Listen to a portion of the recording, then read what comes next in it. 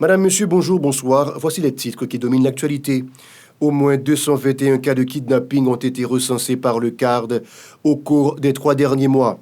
L'Association haïtienne des entreprises de construction AEC et le Collège national des ingénieurs et architectes haïtiens réclament des réformes en profondeur urgentes au niveau des instances chargées de la sécurité du pays. Des organisations de la société civile dont le Rassemblement contre l'impunité s'insurgent contre l'impuissance des autorités face aux bandes armées qui terrorisent la population. Jocelyn Jean-Philippe, un agent de l'UDMO, a été kidnappé à Limonade, dans le Nord. Le secrétaire général du Sénat, Dr Ronnie Gillot, est décédé le 6 octobre à l'hôpital Saint-Luc. La rareté sensible de carburant persiste sur le marché local. Les propriétaires et chauffeurs de véhicules ainsi que les conducteurs de taxi-moto s'alimentent péniblement dans les stations-service. Le secrétaire du barreau de Port-au-Prince se félicite du choix du juge Loubens Élysée pour instruire le dossier de l'assassinat de Montferrier d'Orval. Restez avec nous, le développement c'est pour tout de suite. L'Association des entreprises haïtiennes de construction AEC et le Collège national des ingénieurs et architectes haïtiens réclament les réformes en profondeur urgente au niveau des instances chargées de la sécurité du pays. Dans une correspondance adressée le 6 octobre au Premier ministre, il l'appelle à faire preuve de leadership en adoptant une telle disposition. Ces structures ont indiqué avoir douloureusement constaté la dégradation du climat sécuritaire du pays depuis des mois. Elles se disent choquées par les enlèvements spectaculaires, les cas d'assassinats ignobles qui caractérisent le lot quotidien de la population. Ces associations se déclarent encore plus indignées par l'indifférence et l'incompétence des instances concernées face à une telle situation. Ces agissements compromettent la libre circulation des gens, des biens et des services dans le pays, dénoncent l'AEC et le CNIA. Ils exigent des mesures concrètes et célères en vue d'instaurer l'ordre et la sécurité sur le territoire, ce qui ne peut être obtenu avec des forces de sécurité défaillantes et sans leadership. Des organisations de la société civile, dont le Rassemblement contre l'impunité et l'Institut national d'observation s'insurgent contre l'inaction des autorités face à l'insécurité constante. Elles fustigent particulièrement le haut commandement de la police nationale qui affiche son impuissance face aux bandes armées qui ne cessent de terroriser les citoyens. Écoutons les réactions de Léonard Jean Rinalde qui s'exprimait au nom de ces structures au micro d'Esdra Jeudi et Estravensky des Rameaux. Léon Charles passé dans le pays, nous avons dit son temps gaspillé. Côté grand pile petit pays qui gaspillé. Côté Léon, il n'a pas réglé rien que sérieux dans la tête de la police. Là. Au lieu de régler, un bagage qui est bon, c'est le monde qui disparaît. Regardez qui quantité de policiers, monsieur a voulu mourir pour grand messie. Et tout récemment, il y a un policier qui mourit Matissan. Monsieur est allé pour récupérer le reste chat qui était resté Matissan, mais cadavre policier a quitté les bandits. Même chance ça t'est passé dans le mois de mars là, lorsque moun yo te mouri et village de Dieu. Donc je dis à moi Léon Charles fait payer en pile méchanceté. Léon Charles fait payer en pile méchanceté. Nous-mêmes au niveau de regroupement liberté, rassemblement contre l'immunité, Innova, que nous croyons que Léon Charles place li pas là et nous croyons si Ariel, dans toute révocation la fait, il pas penché sur Léon Charles, je pense dans 2 semaines, dans 3 semaines, toute population après la rue pour que dit Ariel place li pas là tout. Pour sa part, le secrétaire exécutif de l'Institut national d'observation, Jean-Daniel Laureau, reproche le mutisme de certains secteurs sur le brûlant dossier de l'insécurité alors que personne n'est épargné. Il invite toutes les catégories sociales à faire front commun comme la violence des gangs armés qui endeuillent et appauvrissent les familles haïtiennes. Jean-Daniel Laureau exhorte les autorités gouvernementales à s'activer en vue de mettre les caïds hors d'état de nuire. Ces propos sont toujours au micro d'Esdra Jeudi et Estravensky des Rameaux. Nous avons lancé un appel pressé à tout secteur religieux. Nous avons considéré les derniers jours comment que les victimes, toutes gens en bas de force fait noir, qui sans foi ni loi. Nous avons demandé contre esprit fraternité qui compte fait.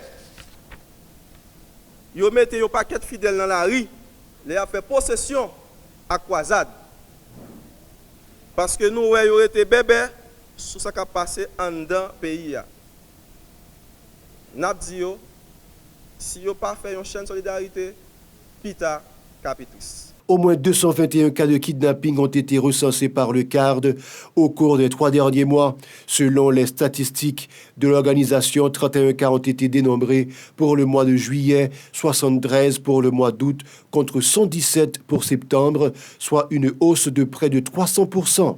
Le Centre d'analyse de recherche en droits humains a aussi précisé que 25 ressortissants étrangers et 4 résidents ont été enlevés et séquestrés de janvier à date. Cette structure a indiqué que ce chiffre peut être majoré au fur et à mesure que d'autres pays fournissent des informations sur les cas de rapt dont sont victimes leurs citoyens évoluant sur le territoire haïtien. Pour le CARD, ces indicateurs démontrent à quel point l'insécurité permanente est déroutante et les cas de kidnapping sont nettement en hausse aux grandes dames des autorités. De la même veine, l'organisme de défense des droits humains dénonce haut et fort les cas de rapt collectifs via des voitures publiques et privées avec leurs occupants, effectués par les 400 Marozo, l'un des plus puissants gangs armés basés de la commune de la Croix-des-Bouquets. Cette méthode, expérimentée à partir de la 3e semaine du mois de mai, a fourni environ 5% des enlèvements aux caïds. Plus loin, le CARD, se fondant sur les rapts collectifs, réalisés en grande partie sous forme de séquestration, affirme avoir comptabilisé 50 pour la seconde moitié du mois de mai et 100 pour celui de juin. En gros, cette structure a dénombré un total de 628 rapts au cours des 9 derniers mois à travers le pays, dont 29 ressortissants de 3 pays.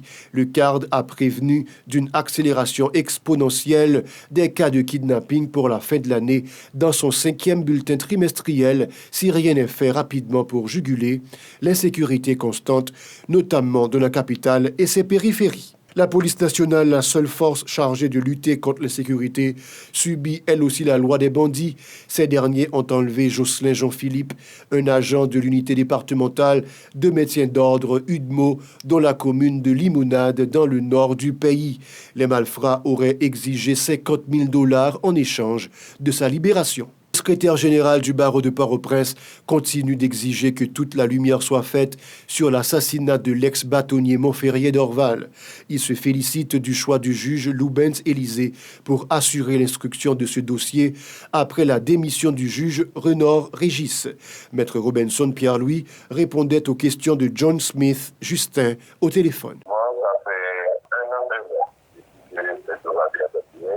Avec l'espoir que très prochainement, nous supposons joindre justice globale et avec le reste de vidéo et la désignation de notre juge, et nous trouvons que ça c'est très intéressant pour nous. Pour ça fait la une, dans tout pendant ce même temps, même nouvelle, désignée, nous avons fait suivi de ces intervalles-là après la justice, et occuper les citoyennetés à partir de blocage de la dossier particulièrement.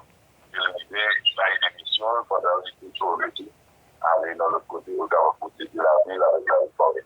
Ils sont professionnels liés et l'État qui peut le faire pour le travail et l'État est payé pour le travail. Parce que le travail pour la société et puisque la société travaille avec pas de toucher quelques privilèges. Les engagements, c'est sur les populations, les taxis, donc ils ont une obligation pour les faire un résultat. Le résultat, c'est conclu qu'il va conclure l'ordonnance. Soit le bail ordonnance de l'envoi, soit le bail ordonnance de non-lieu. Sauf nous, pour les c'est des missions. La pénurie de carburant persiste encore sur le marché national. Les automobilistes et autres usagers éprouvent de grandes difficultés à s'approvisionner dans les stations-service. Et la situation s'empire davantage avec les gangs armés qui détournent au passage les camions-citernes appelés à alimenter les pompes. Suivez ce reportage de Gérard Hirsch-Rézil et Mackerson Mixil. Depuis quelques semaines, la capitale haïtienne et ses environs font face à une sévère pénurie de carburant. Certaines stations-service dans la zone métropolitaine de Port-au-Prince sont quasiment vides. Le précieux liquide se fait rare et les files d'attente ne cessent de s'allonger dans les rares pompes à essence ayant reçu le carburant. Et la solution à ce problème ne semble pas être pour demain, si l'on se fie aux propos du responsable de l'ANAPROS, Marc-André Derifons. Joint au téléphone, il confirme que 2 camions-citernes ont été détournés par des banditos dans la matinée du jeudi 7 octobre 2021 dans la zone de Martissan, à l'entrée sud de la capitale. Oui, en effet, M. Résil. Et comme je vous dis que ce matin, il y a 2 camions, un trailer et un porteur qui a été détourné dans la zone de Martissan 7. Mais c'est ce qu'on a appris ce matin. Et l'un des propriétaires nous a contacté également. Et celle du porteur, et nous a confirmé que le camion, et on est monté à Grand Ravine avec, ainsi que le chauffeur et son aide. Plusieurs autres camions transportant du carburant ont été détournés dans d'autres zones, a déploré Marc-André Desriffens, précisant que cette pénurie d'essence survient dans un contexte social précaire où les commandes placées ne sont pas délivrées à temps.